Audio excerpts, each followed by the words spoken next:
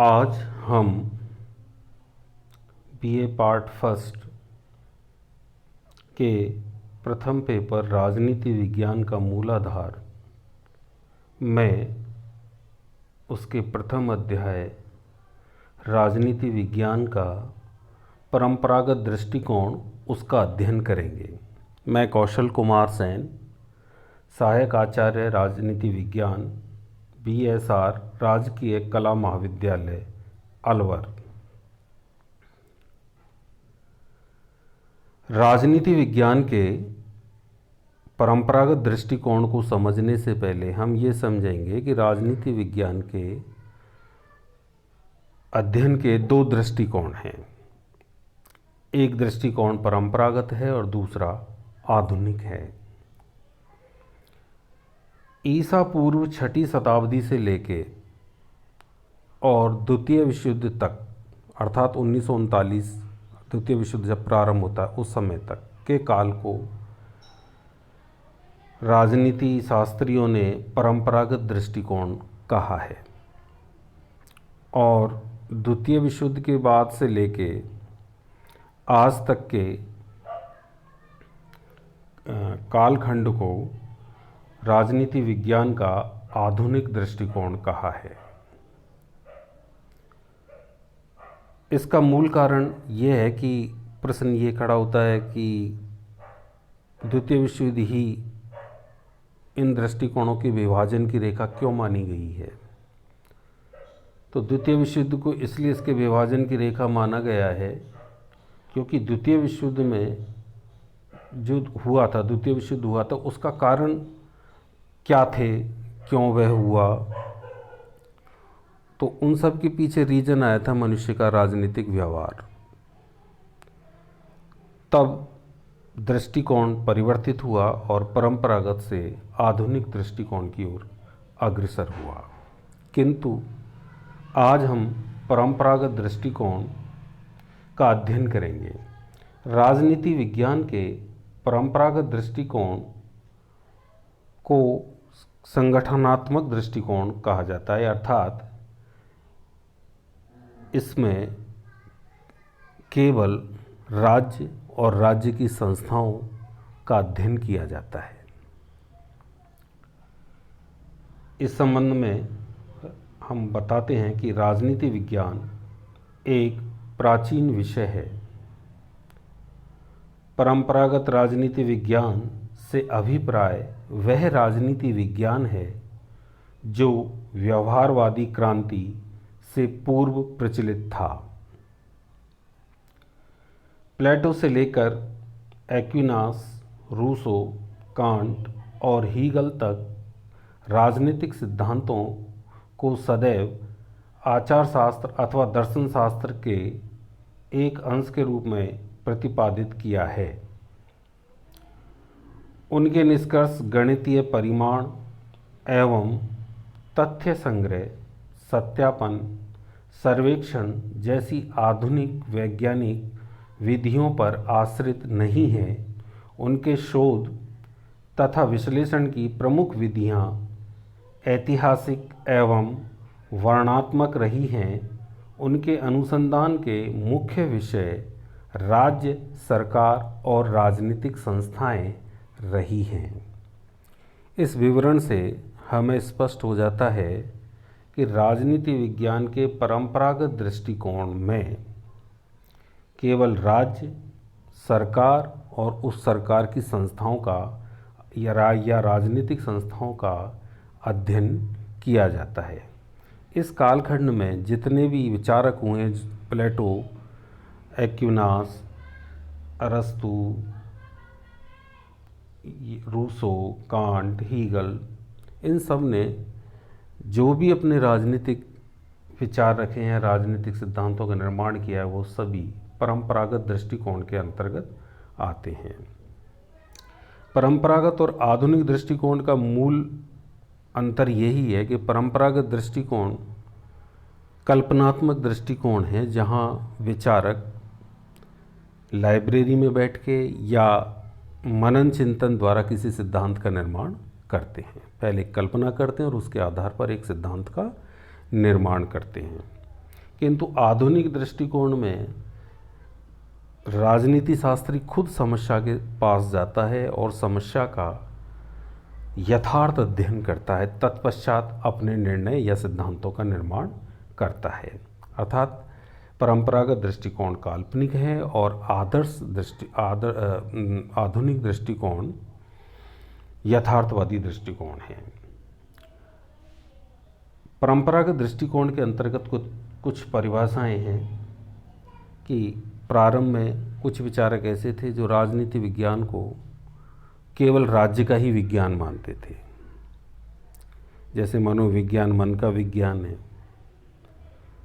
अर्थशास्त्र अर्थ का विज्ञान है, इसी प्रकार राजनीति विज्ञान राज्य का विज्ञान है। ऐसे वैज्ञानिकों में, राजनीति शास्त्रियों में गार्नर हैं जो कहते हैं कि राजनीति विज्ञान का प्रारंभ और अंत राज्य के साथ ही होता है। इसके अलावा ये दूसरी चीज़ नहीं सोचते, ये सोचते हैं कि राजनीति विज्ञान शुरू भी राज्य पे होता है और अंत भी राज्य पे हो जाता है। बिलेंडस्ली ने कहा है कि राजनीति विज्ञान वह विज्ञान है जिसका संबंध राज्य से है और जो उसकी परम आवश्यक प्रकृति, आधारभूत स्थिति तथा विविध स्वरूप एवं विकास को समझने का प्रयास करता है। इनका भी मतलब यही है कि राजनीति विज्ञान केवल राज्य का विज्ञान है, राज्य की संस्थाओं का ही अध्ययन करना राजनीति विज्ञान है। किंतु कुछ विचारकों ने इनसे विरोध किया और कहा कि राज्य तो एक अमूर्त चीज़ है, उसका अध्ययन नहीं किया जा सकता।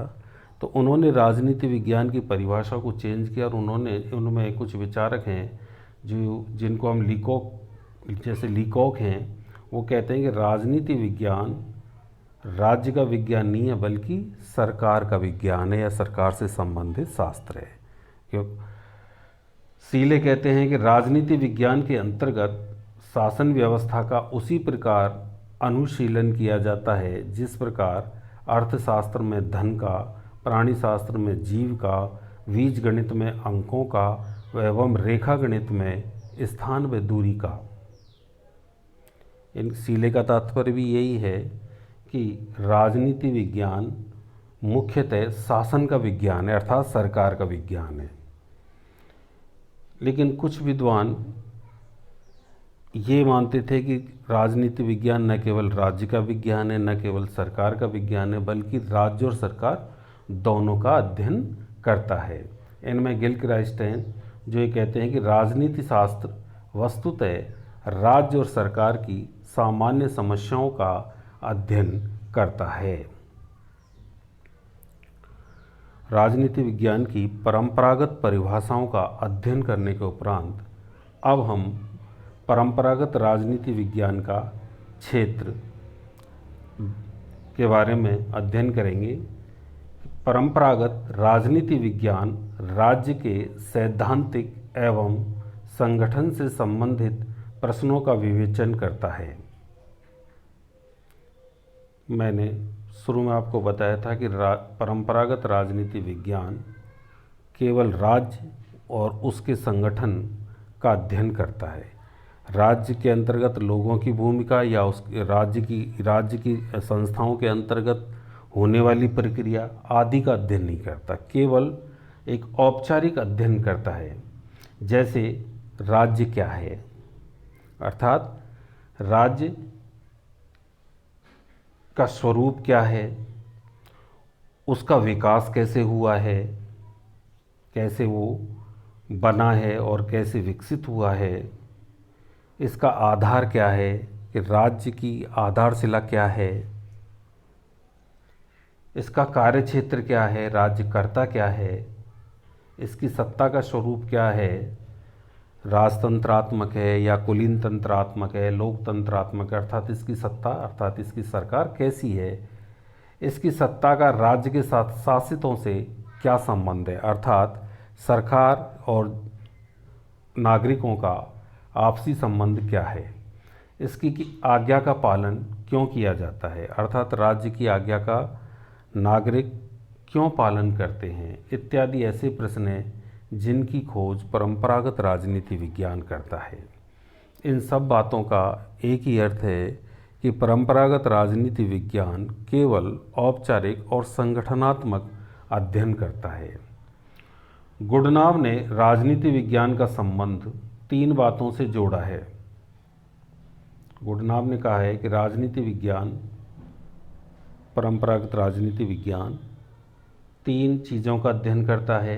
पहला, राज्य की इच्छा का निर्माण,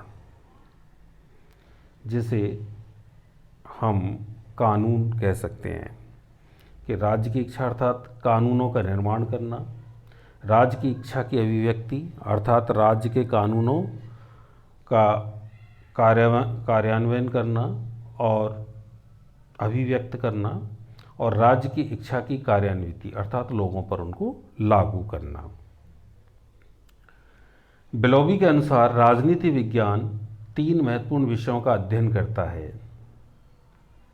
बेलोवी ने कहा है कि राजनीति विज्ञान अर्थात परंपरागत राजनीति विज्ञान केवल 3 चीज़ों का अध्ययन करता है। वह है राज्य अर्थात राज्य का संगठन, कि राज्य 4 चीज़ों से निर्मित होता है: जनसंख्या, निश्चित भूभाग, संप्रभुता और सरकार।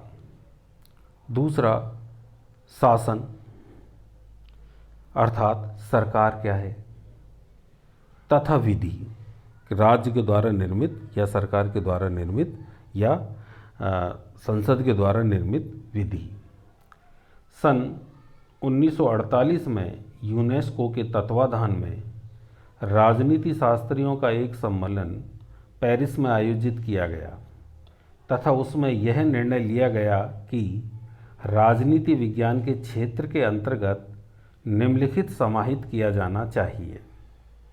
ये 1948 की घटना है, जिसमें जो संयुक्त राष्ट्र संघ की शैक्षणिक विषयों से संबंधित जो एजेंसी है जिसको यूनेस्को बोला जाता है, उसका पेरिस में सम्मेलन आयोजित किया और उसने उस समय निर्णय लिया कि राजनीति विज्ञान की विषय सामग्री अर्थात इसकी विषय वस्तु क्या होनी चाहिए।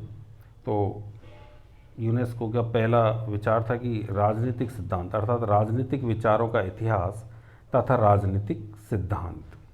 दूसरा, राजनीतिक संस्थाएं जैसे संविधान, राष्ट्रीय, क्षेत्रीय एवं स्थानीय सरकारें, लोक प्रशासन, सरकार के सामाजिक तथा आर्थिक कार्य तथा तुलनात्मक राजनीतिक संस्थाएं।